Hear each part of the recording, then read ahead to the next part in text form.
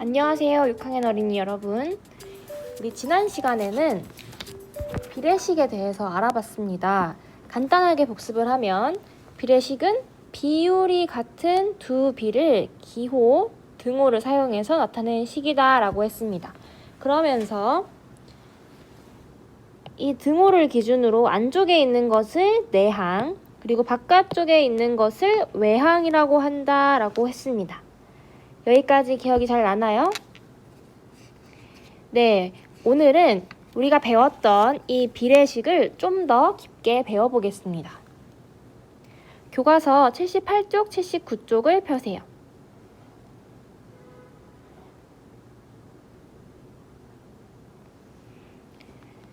네, 이번 단원에서는 수학책에 나오는 친구들이 직업체험에 참여하고 있었죠. 오늘은 보니까 연수랑 준기가 가구 디자이너 직업체험에 참여한다고 하네요. 한번 자세히 살펴보겠습니다. 자, 이 친구들이 가구 디자이너 체험을 하고 있는데 가구 모형 2개를 만들려면 나무판이 5개가 필요하다고 했습니다. 가구 모형 8개를 만들려면 나무판이 몇 개가 필요하냐 라는 것이 질문이네요. 자, 그러면 이것을 수직전에다가 나타내 보겠습니다. 자, 여기 위에가 가구 모형 수고요. 밑에가 나무판 수입니다. 모형수, 가구 모형수가 2개일 때는 나무판이 5개가 필요하다고 했고 8개를 만들 때에는 나무판이 몇 개가 필요한가? 이것이 질문이죠. 그러면 가구 모형수가 2개에서 8개가 된다면 몇 배여야 되는 건가요? 네, 4배가 되는 겁니다. 그러면 모형수가 4배가 된다면 나무판 수도 자연스럽게 4배가 되겠죠. 그래서 5, 4, 20. 나무판이 20개가 필요하겠구나 라는 것을 알 수가 있습니다.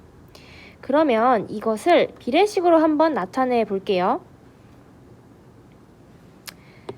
가구 모형 2개를 만들 때, 8개를 만들 때 가구 모형 수와 필요한 나무판의 수의 비로 비례식을 세어보라 라고 되어 있습니다. 일단 가구 모형이 2개일 때 일단은 모형수 대 나무판 수 이렇게 생각을 하면 되겠죠. 모형이 2개일 때 2대 그때 필요한 판의 수는 5니까 2대 5. 2대 5는 나무판이 8개일 때 8대 그때 필요한 나무판 수는 20 이렇게 되겠죠. 마찬가지로 좀 표시를 하자면 이렇게 됩니다.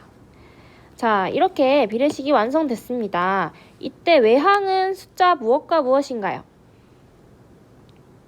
그렇죠. 바깥쪽에 있는 2와 20입니다. 그러면 이 외항들의 곱은 얼마인가요? 그렇죠. 2 곱하기 20해서 40이게 되겠죠. 그러면 내항의 곱을 한번 알아보겠습니다. 내항은 무엇과 무엇인가요? 네, 5와 8이죠. 그래서 5, 8에 40. 그러면 외항의 곱과 내항의 곱을 각각 구해봤는데 무엇을 알 수가 있나요? 그렇죠. 똑같이 40이라는 것을 알 수가 있었습니다. 그래서 비례식에서 외항의 곱과 내항의 곱은 같구나 라는 걸 알 수가 있었어요. 한번 정리해 보세요.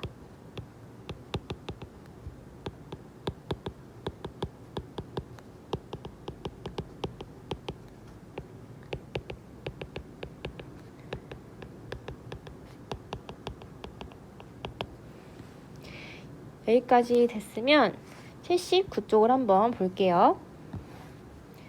자, 여기도 똑같이 정리되어 있어요. 비례식에서 외항의 곱과 내항의 곱은 같다. 이것이 바로 비례식의 성질입니다. 오늘은 이거를 배우려고 한 거예요. 그런데 비례식의 성질은 외항의 곱과 내항의 곱이 같다라는 것인데요. 우리가 앞에서 배웠던 비의 성질이 있습니다. 이것과 좀 헷갈릴 수가 있어서 선생님이 한번 언급해 주는 건데요. 비의 성질은 무엇이었나요? 비의 성질은 말 그대로 비고 비례식은 비례식이에요. 그래서 비는 그냥 네모 대 세모 이 자체가 비입니다. 그런데 비례식은 앞에서 배웠듯이 등호로 비율이 서로 같은 비를 이렇게 식으로 나타낸 거예요.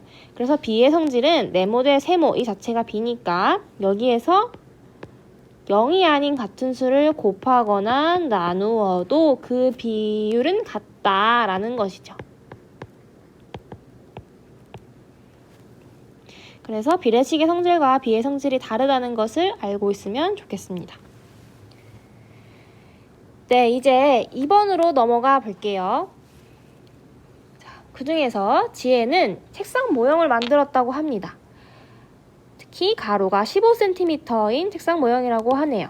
그런데 이 책상 모형과 실제 책상 길이의 비가 1대 9라면 실제 책상의 가로는 얼마이냐라는 것이 질문입니다. 자, 그러면 우리가 지금 알고 있는 것은 모형의 가로고 그리고 비도 알고 있어요. 그런데 모르는 것은 실제 책상의 가로를 모르죠. 그래서 실제 책상의 가로를 첫 번째 질문에서는 네모라고 두고 이 비를 비례식으로 나타내보라고 했습니다.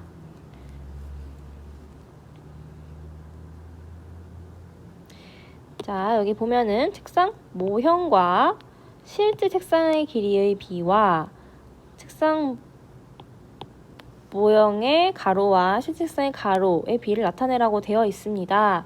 그래서 식으로 나타내 보면 모형과 실제 비는 1대 9였죠.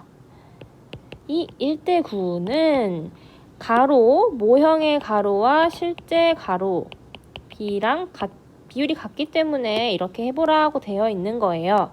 그래서 모형의 가로는 15cm였고요. 실제 가로는 우리가 모르니까 네모라고 했습니다. 이렇게 비례식이 되겠죠. 비율이 같을 테니까요.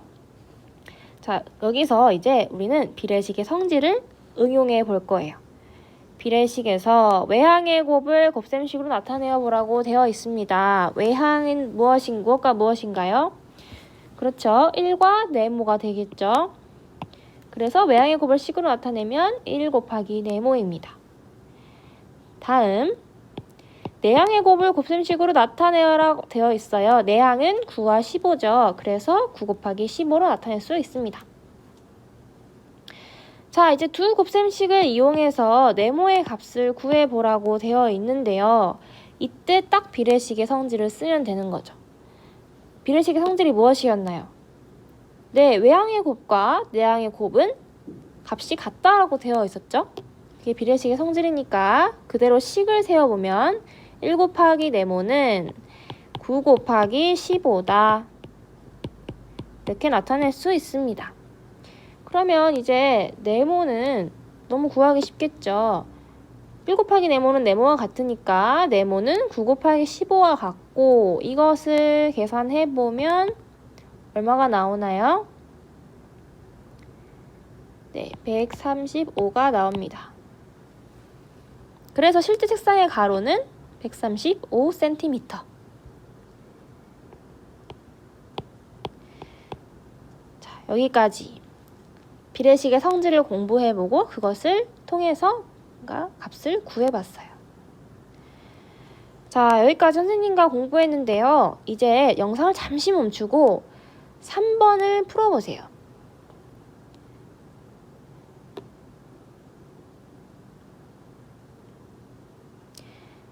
네, 다 풀어봤나요? 그러면 선생님과 함께 확인해 보겠습니다. 자, 지금 문제는 비례식을 모두 찾고 그 이유를 설명해 보라고 되어 있습니다. 비례식을 찾는 방법은 크게 두 가지가 있어요. 그런데 첫 번째는 비례식의 성질이 성립하는지,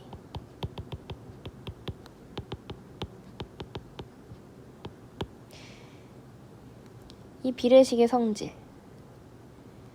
그래서 요거를 먼저 해보고 두 번째 방법을 찾아볼게요. 자, 비례식의 성질은 무엇이었나요? 네, 외항과 내항의 곱이 같다라는 것이었죠. 한번 해보겠습니다.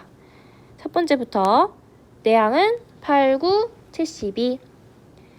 외항의 곱은 3 곱하기 24인데 이거 계산하면 얼마가 나오죠? 네, 이것도 72가 나오네요. 아, 그래서 비례식의 성질이 성립하니까 얘는 비례식이 맞구나 라고 알 수 있습니다. 다음 두 번째 넘어가 볼게요. 내항의 곱은 6, 5, 30. 외항의 곱은 15 곱하기 3 해서 45. 외항의 곱과 내항의 곱이 어떤가요? 값이 다르죠. 그래서 이거는 비례식이 될 수 없겠구나. 이거는 비례식이 아닙니다. 다음 세 번째로 넘어가 보겠습니다. 내항의 곱 98에 72. 외항의 곱은 4 곱하기 19인데요. 한번 해볼게요. 4, 9, 36, 4, 1, 4, 76. 그래서 외항의 곱과 내항의 곱이 서로 다르네요. 그래서 비례식의 성질이 성립하지 않기 때문에 비례식이 아닙니다. 다음 마지막 외항의 곱은 8, 7에 56. 내항의 곱은 28 곱하기 2니까 값을 구해보면 56이 됩니다. 따라서 외항의 곱, 내항의 곱 서로 같은 비례식의 성질이 성립하니까 얘도 비례식이 맞습니다. 네, 이렇게 비례식을 찾을 수도 있고요. 아니면 두 번째는 비의 성질을 이용하는 방법도 있습니다.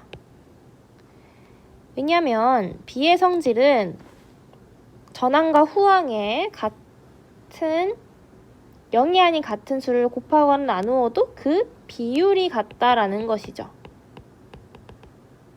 그런데 잘 생각해 보세요. 비례식은 비율이 같은 두 비를